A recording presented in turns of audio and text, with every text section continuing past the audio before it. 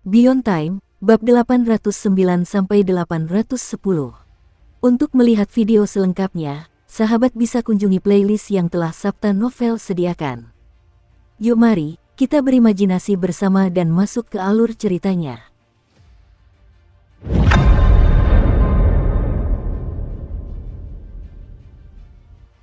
Pikiran Suking bergejolak dan seluruh persepsinya runtuh, berubah menjadi kehampaan. Indra ilahinya juga lenyap dari sumber abadi. Adapun biji dandelion itu, ia bergetar dan terbang mundur sedikit, sebelum mengikuti lintasan asalnya dan kembali ke sumber abadi. Namun, sosok di dalamnya telah berubah dari 2 menjadi 3. Namun sosok ketiga tampak buram, seolah-olah bisa menghilang kapan saja. Wujud asli Suking berdiri di kuil kuno, di bawah lautan api, dan di luar jendela sumber abadi. Matanya terpejam dan dia tak bergerak. Master Istana Abadi Musim Panas menghela napas pelan dengan sedikit penyesalan. Kupu-kupu kecil itu tentu saja memahami arti di balik desahannya, jadi ia segera berbicara dengan suara yang merdu. Suking terlalu serakah. Benih yang kembali belum dimurnikan oleh sumber abadi, jadi sangat sulit untuk memahaminya. Jika dimurnikan oleh sumber abadi hingga menjadi lembaran kosong, akan jauh lebih sederhana. Kata-kata kupu-kupu kecil itu mengandung sedikit rasa puas diri dan kegembiraan. Ia berpikir dalam hati, ini pantas untuk Suking karena telah membunuhku berkali-kali di luar. Itulah sebabnya aku tidak memberitahunya rahasia ini lebih awal. Di tengah kegembiraannya, ia terus berbicara. Guru, Anda membantunya menunda selama 10 tarikan napas, tetapi dia tidak memanfaatkan kesempatan itu. Ini takdirnya, tidak perlu mengeluh, tidak apa-apa. Kemampuan pemahaman saya bahkan lebih baik. Saya akan bekerja sedikit lebih keras dan saya akan lebih kuat darinya. Ada kemungkinan besar bahwa sosok yang ditinggalkan Suking di dalam benih itu akan menghilang dengan sendirinya, membuktikan bahwa pemahamannya telah gagal. Bahkan jika kemampuan pemahamannya sedikit lebih rendah dari saya, tetap saja tidak akan ada cukup waktu. Begitu benih itu kembali ke tubuh utama tanpa meninggalkan jejak, benih itu juga akan dimurnikan. Jadi, guru, Anda tidak perlu menyesalinya. Kupu-kupu kecil itu berbicara dengan gembira, tetapi Master Istana Abadi Musim Panas menggelengkan kepalanya. Yang aku sesali bukanlah Suking ini, tetapi karena aku memilihmu sebagai muridku terlalu cepat. Setelah mengatakan itu, tatapan Master Istana Abadi Musim Panas tertuju pada biji dandelion yang telah dipahami Suking. Kupu-kupu kecil itu tidak mengerti arti kata-kata tersebut dan terkejut. Pandangannya secara naluriah mengikuti tuannya ke arah biji. Tepat ketika hendak bertanya, mata di sayapnya tiba-tiba menyipit. Di dalam alam sumber abadi, biji dandelion yang telah dirasakan oleh Suking sedang kembali ke tubuh induknya. Jaraknya tidak terlalu jauh, dan diperkirakan hanya akan membutuhkan beberapa puluh napas waktu sebelum menyatu kembali ke tubuh induknya. Namun, dalam proses kembalinya, sosok ketiga di dalam yang awalnya buram justru menjadi lebih jelas dengan kecepatan yang luar biasa. Angka tersebut menjadi semakin stabil. Pada akhirnya, gambar tersebut bahkan menunjukkan penampilan Suking. Kecepatan ini adalah sesuatu yang tak bisa dibayangkan oleh kupu-kupu kecil itu. Di masa lalu, ia telah memahami biji-biji murni yang tersebar di luar, sehingga ia memiliki cukup waktu untuk memahaminya. Secara umum, hal itu akan mampu meninggalkan jejak dalam 1 atau 2 hari. Itulah sebabnya ia berbicara seperti itu sebelumnya dan tidak berpikir bahwa Suking bisa berhasil. Ia menggunakan dirinya sendiri sebagai acuan. Namun, semua yang dilihatnya sekarang menggoyahkan pemahamannya, menyebabkan pikirannya bergemuruh seperti guntur. Ia tercengang. Apa? Pada saat yang sama, badai dahsyat meletus di lautan kesadaran Suking. Ia melihat hamparan bintang yang bergelombang, mirip dengan permukaan air. Jika dibandingkan dengan kosmos, langit berbintang ini lebih menyerupai sebuah sumur. Di dalam sumur itu terdapat segala sesuatu, meliputi setiap kemampuan ilahi, setiap harta karun magis, setiap bentuk yang dapat dibayangkan. Suara kuno itu samar namun bergema. Terpesona, Suking membenamkan dirinya di dalamnya, kesadarannya menyatu dengan suara itu, tenggelam ke kedalaman sumur ini. Meskipun persepsinya di alam sumber abadi telah runtuh, dan indera ilahinya di sana telah sepenuhnya lenyap, sentuhan singkat dari sebelumnya telah menanamkan warisan itu dalam kesadarannya. Meskipun hanya secercah, itu sudah cukup. Kemampuan pemahaman Suking begitu kuat sehingga bahkan guru tua ketujuh dan pewarisnya pun takjub berkali-kali. Oleh karena itu, secercah pemahaman dalam lautan kesadarannya ini lebih dari cukup. Oleh karena itu, di bawah pengaruh ini, langit berbintang di mata Suking perlahan menjadi tenang seiring dengan hilangnya riak-riak. Pada saat yang sama, segala sesuatu di atasnya terpantul. Suking samar-samar melihat dirinya sendiri di dalam sumur yang terbentuk oleh langit berbintang. Di permukaan air, dia melihat semua wujud dewanya, dao surgawinya, semua artefak sihirnya, dan segala sesuatu di dalam inti emasnya. Jari dewa, gunung kaisar hantu, D132, cahaya pagi. Tidak hanya itu, tetapi ada juga semua seni kultivasi, mantra, dan bahkan seni ilahi yang telah dia kembangkan sejak dia memulai perjalanan kultivasinya. Gagak emas memurnikan semua kehidupan, di bawah 9 mata air, dan seterusnya, bahkan sosoknya pun terungkap di dalamnya. Pada pandangan pertama, hampir tidak mungkin untuk mengetahui apakah yang terlihat di atas air itu nyata atau apakah kenyataan sebenarnya tersembunyi di bawahnya. Itu juga aku, Suking bergumam. Ini adalah perasaan yang sangat mendalam, tetapi juga sangat nyata. Di tengah kabut ini, Suking juga merasakan bahwa ia telah kehilangan seluruh mobilitasnya. Seolah-olah ia membeku dan jiwanya tersedot oleh permukaan air. Namun, tidak ada kristal ungu dalam pantulan di air. Penemuan ini membuat jantung Suking berdebar kencang. Setelah itu, dia mendengar suara kuno dan angkuh itu lagi. Kemampuan ilahi saya ini adalah mengambil bulan dari sumur. Saat kata-kata itu diucapkan, sebuah tangan yang samar tampak muncul dari kehampaan. Tangan itu dengan lembut menyapu ke bawah menuju permukaan air, menyebabkan riak terbentuk. Di dalam riak-riak itu, pantulan sosok Suking muncul. Sungguh menakjubkan, dengan sapuan ringan dari tangan itu, gambar Suking terangkat dari udara. Aku menemukan bulan di dalam sumur itu sangat indah dan ingin memilikinya untuk diriku sendiri. Sekarang, aku memilikinya. Di dalam tangan ilusi itu muncul bayangan Suking. Dengan genggaman yang kuat, tangan itu mencengkeram erat sosok Suking. Dia adalah kamu. Jadi, sudahkah kamu belajar? Saat suara itu bergema, sesosok bayangan samar perlahan terbentuk di sepanjang tangan besar itu dan akhirnya menampakkan dirinya di lautan kesadaran Suking. Itu adalah seorang pria paruh baya mengenakan baju zirah abu-abu dengan wajah pucat dan tatapan tenang. Ia adalah seorang pria paruh-baya yang mengenakan baju zirah abu-abu, wajahnya pucat dan matanya tenang seperti air. Baju zirah di tubuhnya tampak ganas, seolah-olah tumbuh menyatu dengan dagingnya, mengaburkan batas antara baju zirah dan daging. Hal ini memberikan pria itu aura kejahatan yang anehnya bercampur dengan dominasi, menciptakan kehadiran yang kontradiktif namun harmonis. Pada saat itu, yang dilihatnya tak lain adalah Suking di telapak tangannya. Suking tidak bisa bergerak, entah itu tubuhnya atau mantra-mantranya, bahkan wujud dewanya pun seolah telah dilucuti pada saat ini. Namun, pikiran dan pemahamannya tidak terpengaruh.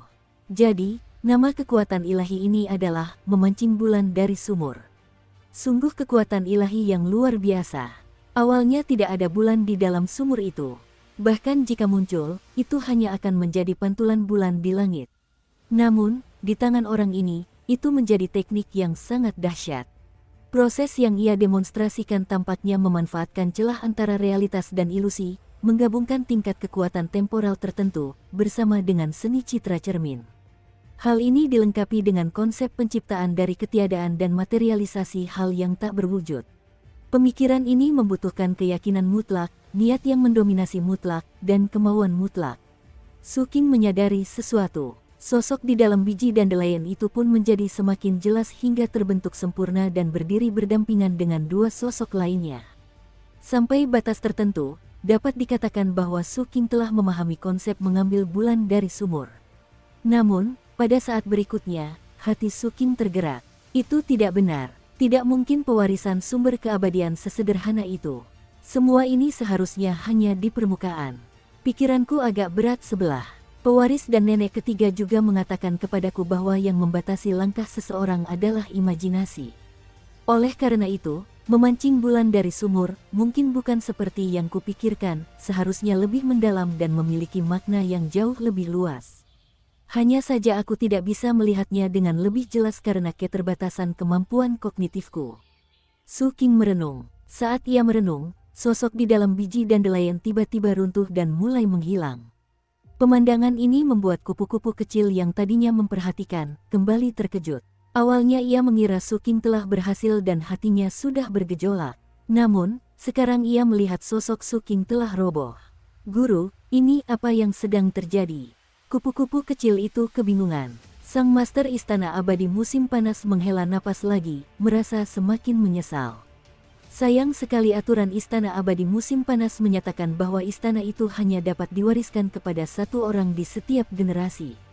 Kupu-kupu kecil itu terkejut. Sang Master Istana Abadi Musim Panas melanjutkan. Dia tidak puas dengan kekuatan ilahi yang diwarisi dan sedang menyelidiki hakikat. Esensi. Mata kupu-kupu kecil itu melebar. Master Istana Abadi Musim Panas tidak salah. Pada saat itu, Su King memang sedang memikirkan inti dari teknik ini. Dia teringat reaksi kekuatan bulan ungu di tubuhnya ketika dia merasakan benih itu. Ditambah dengan nama seni ilahi ini, sebuah pikiran berani langsung muncul di benaknya.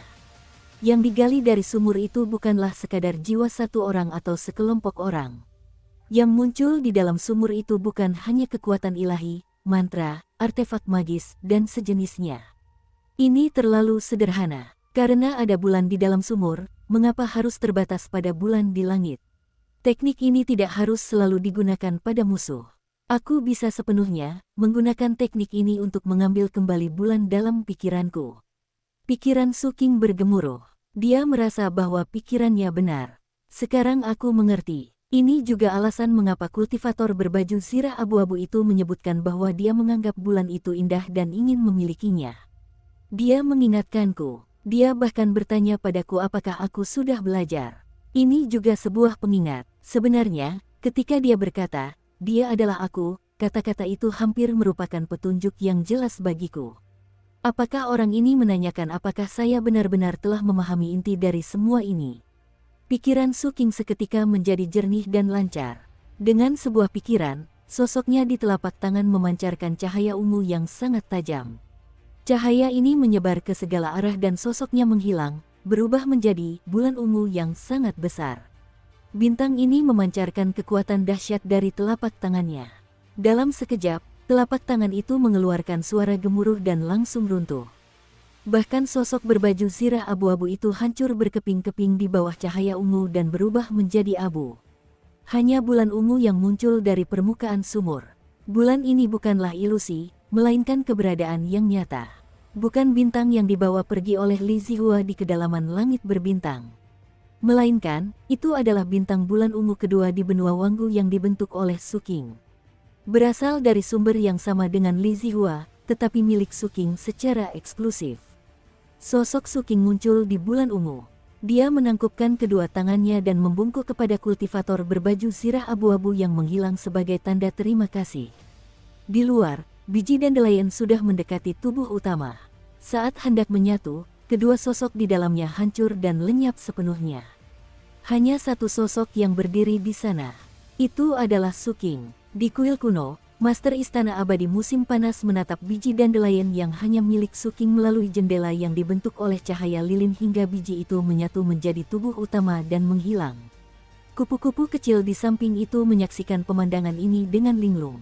Pikirannya kacau, dan ia bahkan tidak bisa berbicara dengan benar. Ah, hanya satu, apa ini? Guru, dia curang. Selama bertahun-tahun, individu-individu berbakat di bumi yang mendalam telah berspekulasi bahwa semua teknik memiliki sumbernya. Jika seseorang menguasai sumber-sumber ini, maka mencapai puncak penguasaan dalam teknik-teknik tersebut menjadi sangat sulit. Master Istana Abadi Musim Panas berbicara dengan lembut. Mereka tidak mengetahui keberadaan sumber keabadian. Ini adalah dugaan mereka berdasarkan pengamatan mereka. Tebakan ini benar dan salah. Seni kultivasi bumi mendalam memang memiliki sumber, dan hanya sedikit yang unik. Namun, jika seseorang dapat melakukannya, jejak mereka akan berakar dalam, dan bahkan sumber abadi akan menghormatinya dan menahan diri untuk tidak menghapusnya, membiarkannya untuk diamati dan dipelajari oleh generasi mendatang. Su King ini telah berhasil. Suara Master Istana Abadi Musim Panas menjadi kurang halus dan digantikan oleh kekaguman. Dia melambaikan tangan kanannya. Cahaya lilin di udara bergulir kembali dan menjadi lilin di altar. Energi kekaisaran di dalamnya juga menyebar dan menyatu ke dalam berbagai totem kaisar manusia pada mural di sekitarnya. Hanya suara lirih Master Istana Abadi Musim Panas yang masih bergema di kuil kuno itu. Meskipun kupu-kupu kecil itu mungkin tampak bodoh, ditambah dengan kata-kata penyesalan dari tuannya sebelumnya, ia juga merasakan sedikit kekaguman. Jadi, dengan perasaan gugup, ia hendak mengungkapkan perasaannya. Pada saat itu, Su Qing perlahan membuka matanya. Tidak ada kebingungan di matanya, melainkan kejernihan. Ada juga lingkaran cahaya ungu yang mengalir di dalamnya. Di bawah pencahayaan, hal itu memberi orang perasaan bahwa pupil matanya seperti bintang-bintang. Mungkin mereka memang benar-benar bintang. Terima kasih, Tuan Istana. Su Qing menangkupkan kedua tangannya dan membungkuk dalam-dalam kepada Master Istana Abadi Musim Panas. Tidak perlu melakukan itu. Mempersembahkan benih jiwamu kepada sumber keabadian sudah merupakan pahala besar bagi bumi yang mendalam. Setelah itu, benih jiwamu akan dilucuti kehendaknya dan dibentuk menjadi teknik, menyebar ke seluruh dunia yang tak terhitung jumlahnya di bumi yang mendalam, menambahkan sentuhan warna pada teknik-teknik bumi yang mendalam. Dan melalui jasa ini, kamu memperoleh kesempatan untuk memahami kemampuan ilahi di sumber keabadian. Ini adalah sebab dan akibat. Dukung terus channel YouTube Sabta Novel. Nah, apakah ada hal lain yang ingin Anda tanyakan? Master Istana Abadi Musim Panas berbicara lebih banyak dari sebelumnya. Jelas, kekaguman yang dia miliki terhadap Su Qing adalah alasan utamanya. Su Qing terdiam, pandangannya kemudian tertuju pada 9 lukisan itu. Tuan Istana, saya ingin tahu, kemana para sesepuh Dewa Musim Panas yang mendirikan benua Wanggu dan mengembangkan Dao Surgawi pergi? Dan mengapa mereka belum kembali sejak munculnya wajah dewa yang terfragmentasi? Suara Su Qing terdengar di kuil kuno itu. Yang menjawabnya adalah desahan lembut dari Master Istana Abadi Musim Panas. Tidak ada yang tahu lokasi pasti dari keenam Dewa Musim Panas. Hanya ada sedikit informasi dalam catatan Istana Dewa Musim Panas. Sebagian dari mereka pergi ke kedalaman surga cemerlang dan sebagian lagi sedang memulihkan diri di bumi yang dalam. Adapun detailnya, aku juga tidak tahu. Sudah terlalu lama. Suara Master Istana Abadi Musim Panas mengandung emosi khusus.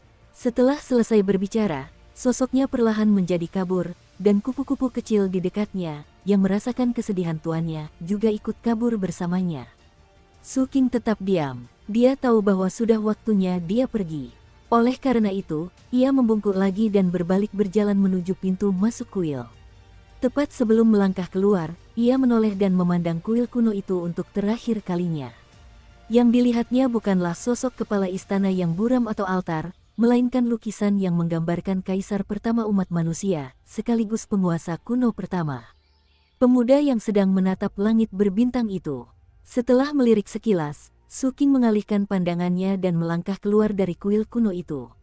Saat ia berjalan keluar, kuil kuno di belakangnya hancur seperti gelembung di tengah pusaran warna-warni, hingga lenyap sepenuhnya, tanpa meninggalkan jejak keberadaannya. Su Qing menoleh dan menatap, namun hanya menemukan kehampaan. Tidak ada bangunan sama sekali. Seolah-olah itu hanyalah mimpi, dan pada saat itu, di kejauhan, matahari terbit di langit, menandai datangnya fajar. Langit perlahan terbangun dari kegelapan, menjadi lebih terang. Warnanya diwarnai merah tua, menciptakan pemandangan yang menakjubkan. Bumi diselimuti kabut pagi yang tipis, seolah-olah seseorang telah menyampirkan tabir di atasnya, memberikan kesan misteri yang samar. Saat sinar matahari pertama menyebar ke seluruh daratan, kabut pagi mencair seperti salju, menjadi semakin tipis hingga menghilang sepenuhnya. Sinar matahari kemudian menembus ruang antara langit dan bumi, jatuh pada Su Qing. Malam telah berlalu, Su Qing menatap matahari merah, napasnya membentuk kabut putih di udara pagi yang dingin. Dalam benaknya, lukisan yang telah dilihatnya 2 kali itu melayang, tampak jelas dan hidup. Penguasa kuno pertama umat manusia itu, pemuda itu, saat pertama kali melihatnya, ia sudah merasakan keakraban. Ketika ia melirik lukisan itu sekali lagi sebelum pergi, perasaan itu semakin kuat. Aku merasa seperti pernah melihatnya sebelumnya. Su Qing bergumam. Dengan pikiran itu, dia melangkah di bawah cahaya matahari terbit dan berjalan menuju kediaman Ning Yan. 2 jam kemudian, langit sudah cerah. Saat berjalan menuju danau di depan kediaman Ningyan, Suking tiba-tiba berhenti. Dia mengamati danau di depannya dan samar-samar menemukan sumber rasa familiar itu. Dia sedikit mirip dengan guru. Suking termenung dalam-dalam. Ia berjalan di permukaan danau dan kembali ke rumah besar itu selangkah demi selangkah. Dia belum pernah melihat penampilan muda tuannya, tetapi tatapan pemuda itu sangat mirip dengan mata tuannya. Saat ia memikirkan hal itu, ia melihat para kultivator Kabupaten Fenghai menunggunya di halaman. Begitu mereka melihat Suking, sorak-sorai pun Mi Baofa. Di antara kerumunan itu, ada juga Ningyan, bersama dengan Kong Xianglong, Wu Jianwu, dan Li Yunsan, Master Istana Pemegang Pedang dari Kabupaten Fenghai, yang telah memimpin tim yang menyertai Suking ke ibu kota kekaisaran. Zisuan juga telah kembali dan tersenyum dari kejauhan. Bahkan sang kapten pun ada di sana. Tangannya melingkari leher Wu Jianwu dan mengatakan sesuatu. Ketika ia melihat Suking, ia menyeringai. Sorakan mereka bukan hanya karena identitas Suking sebagai anggota aliran abadi varian telah terungkap, karena dia telah memenangkan diskusi Dao, karena Suking telah membunuh Pangeran Ketujuh, dan juga karena kematian Bai Xiaozuo. Bagi semua kultivator Kabupaten Fenghai, Pangeran Ketujuh dan Bai Xiaozuo adalah musuh bebuyutan. Mendengar sorak-sorai dan melihat kerumunan yang familiar di depannya, Suking terbewilderet. Begitu banyak hal terjadi dalam sehari semalam sehingga ia baru menyadari bahwa baru satu malam berlalu sejak diskusi Dao kemarin. Pengalaman di Istana Abadi musim panas dan di dalam kuil kuno yang dipenuhi aura waktu dan sejarah tampaknya mendistorsi persepsi Suking tentang waktu, memberinya perasaan samar tentang berlalunya waktu. Namun, ia segera menekan perasaan itu. Senyum muncul di wajahnya saat ia sedikit membungkuk kepada kerumunan yang bersorak. Kong Xianglong adalah orang pertama yang bergegas keluar dari kerumunan. Matanya merah padam saat ia tiba di depan Suking. Tepat ketika ia hendak membungkuk, Suking melangkah maju dan memeluknya. Tubuh Kong Xianglong terdiam sejenak sebelum ia juga memeluk Suking. Terima kasih, terima kasih, terima kasih. Perasaan Li Yunsan juga bergejolak. Dia berjalan keluar dan membungkuk dalam-dalam kepada Suking. Terima kasih, Tuan Su, karena telah membunuh bajingan Bai itu, membunuh Pangeran Ketujuh, dan membalas dendam atas perseteruan berdarah Fenghai. Jika mendiang kepala istana mengetahui hal ini di alam baka, dia pasti bisa beristirahat dengan tenang. Semua pemegang pedang membungkuk serempak. Ningyan, yang berada di antara mereka, membungkuk lebih dalam lagi. Meskipun tingkat kegembiraannya berbeda dari yang lain, itu juga telah mencapai titik ekstrim. Kematian Pangeran Ketujuh dan demonstrasi kekuatan Suking membuatnya dipenuhi rasa bangga, membangkitkan rasa keberanian di dalam hatinya. Di pagi yang penuh sukacita bagi para kultivator Kabupaten Fenghai ini, Suking membalas kebaikan tersebut dan berjalan menuju Zisuan. Di bawah sinar matahari, sosok Zisuan tampak anggun dan elegan, wajahnya menyerupai bunga teratai, matanya jernih seperti air musim gugur, dan bibirnya selembut warna merah terang. Tenang seperti bunga halus yang terpantul di air, ia mengenakan gaun ungu, bergerak anggun seperti peri yang turun ke bumi atau bunga valet yang mekar. Alisnya menyerupai pegunungan di kejauhan yang dihiasi awan gelap, sementara matanya seperti riak air musim gugur. Kemana kau pergi semalam? Bagaimana bisa kau sampai di sini dengan sedikit debu waktu menempel di tubuhmu dan aroma serbuk sari yang masih melekat? Mata indah Zisuan melirik melewati Suking dengan senyum palsu. Tepat ketika Suking hendak berbicara, kapten yang tidak jauh darinya berkedip dan buru-buru berteriak. Adikku, cepat kemari. Ada sesuatu yang penting yang ingin kukatakan padamu. Ini masalah besar. Sambil berbicara, ia dengan cepat melangkah maju. Sebelum Suking sempat berkata apa-apa, ia meraih lengan Suking dan menariknya pergi. Pada saat yang sama, ia dengan cepat berbicara kepada Zisuan. Kakak ipar, kalian berdua punya banyak waktu untuk mengobrol nanti. Aku sudah kembali setelah lama absen, jadi izinkan aku membahas hal-hal penting dengan King kecil dulu. Sambil berbicara, dia buru-buru pergi bersama Suking. Suking merasa agak tak berdaya ketika kapten menarik lengannya, membawanya pergi hingga mereka mencapai sebuah ruangan terpencil. Dengan sebuah isyarat, kapten menutup sekeliling ruangan, lalu menoleh ke Suking dengan tatapan ingin dikenali.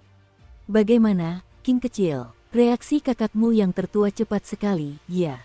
Biar ku beritahu, Begitu kau kembali, aku bisa mencium aroma serbuk sari di tubuhmu dari jauh. Kamu masih terlalu muda dan kurang berpengalaman. Ingat, jika lain kali kamu akan mengendap-endap, pastikan untuk membersihkan setelahnya. Kakak senior membantumu kali ini, tapi aku tidak selalu bisa datang tepat waktu, kan? Su King terdiam. Dia menatap kapten yang angkuh itu dan bertanya, "Kemana saja kamu selama ini?" Begitu Su King berbicara, sang kapten, yang duduk di dekatnya dengan kaki bersilang, mengangkat tangannya dan mengeluarkan buah persik, lalu melemparkan sebuah apel kepada Su King. Sambil memakan satu buah dan berbicara dengan nada bangga, dia berkata, "Tentu saja, untuk melakukan sesuatu yang besar. Percayalah, King kecil, meskipun kau sudah terkenal sekarang, itu hanya di ibu kota kekaisaran. Ketika rencana besarku berhasil, maka kau akan benar-benar tercengang." Su King sudah sangat familiar dengan pemandangan ini dan tahu apa yang diinginkan kapten. Karena itu, setelah mengambil apel tersebut, dia memasang ekspresi penasaran. "Rencana besar apa?" Sang kapten tersentak, sedikit mencondongkan tubuh ke depan, dan berbicara dengan suara rendah. "Selama periode waktu ini, saya berada di Sekte Cabang Kaisar Bintang, tempat saya sebelumnya mencuri barang. Saat itu, saya tidak berhasil mencuri apapun, tetapi saya tidak yakin, jadi saya memikirkan cara untuk bergabung dengan sekte ini. Sekarang, aku telah berhasil menjadi murid sekte luar dan penilaian akan segera dimulai. Aku yakin akan berhasil dalam penilaian tersebut. Setelah berhasil, aku akan menjadi murid sekte dalam. Saat waktunya tiba, aku akan bergerak dan mendekati targetku." Mendengar itu, Su King tak kuasa menahan rasa penasaran yang tulus.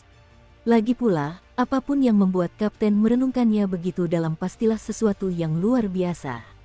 "Kakak senior, sebenarnya apa yang ingin kau curi?" Kitab suci batu tanpa kata. Mata sang kapten berbinar-binar dipenuhi hasrat yang mendalam. Gadis misterius itu juga mencuri barang ini. Kalian mungkin mengira dia berhasil, tapi gadis itu agak bodoh. Yang dia curi hanyalah cangkang kosong, sebuah batu yang pecah. Yang saya inginkan adalah kata-kata di dalamnya. Kitab batu tanpa kata. Su King melirik kapten itu. "Benar, kitab suci batu tanpa kata." Kapten itu tersenyum tipis. Su King terdiam dan mengangguk. "Mengapa kau tidak bertanya padaku mengapa kitab batu tanpa kata itu memiliki kata-kata?" tanya sang kapten dengan penuh harap. Su King sebenarnya sudah tahu jawabannya. Namun, melihat sang kapten seperti itu, dia tetap memilih untuk memenuhi harapannya. Karena itu, dia mengikuti niatnya dan bertanya. Sang kapten tersentak dan tertawa, berbicara dengan nada misterius. "Kitab batu tanpa kata memiliki 4 kata. Gadis bodoh itu mencuri cangkangnya, tetapi dia tidak tahu bahwa keempat kata itu telah lama menjadi makhluk hidup dan melarikan diri. Mereka sekarang bersembunyi di dalam gulungan giok di suatu tempat di tingkat atas paviliun transmisi kitab suci. Asalkan aku menjadi murid sekte dalam, aku dapat mengunjungi tingkat atas paviliun dan menemukannya." Keempat kata ini berhubungan dengan alam ilahi. Terlepas dari alam ilahi manapun, semuanya memiliki fungsi tertentu. Selain itu, aku mendengar bahwa ras langit mistik bulan api berencana melakukan perburuan di alam ilahi dalam waktu dekat. Mata Su King menyipit, sang kapten tampak semakin angkuh.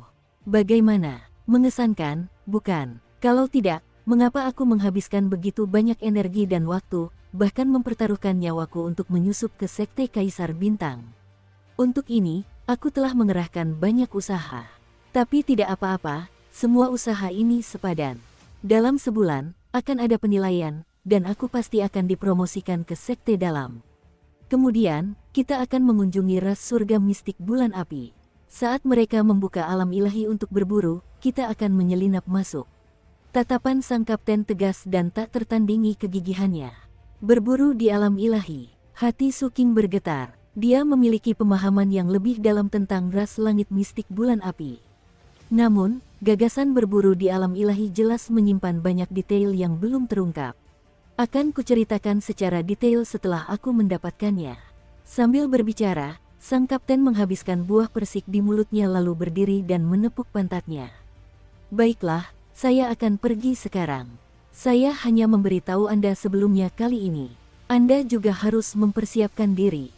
Selanjutnya, doakan saya berhasil." Sang kapten menarik napas dalam-dalam dan hendak pergi.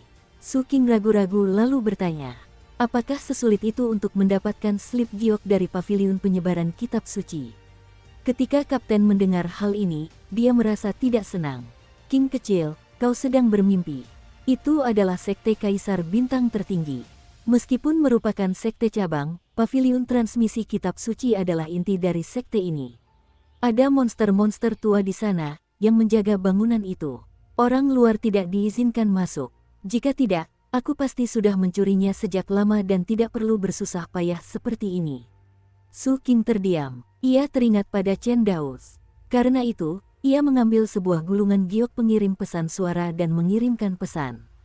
Sang kapten merasa penasaran. Apa yang sedang kamu lakukan? Kakak tertua, tunggu sebentar. Aku akan lihat apakah aku bisa membantumu menyelesaikan rencanamu lebih awal. Su King berbicara dengan tenang. Sang kapten terkejut.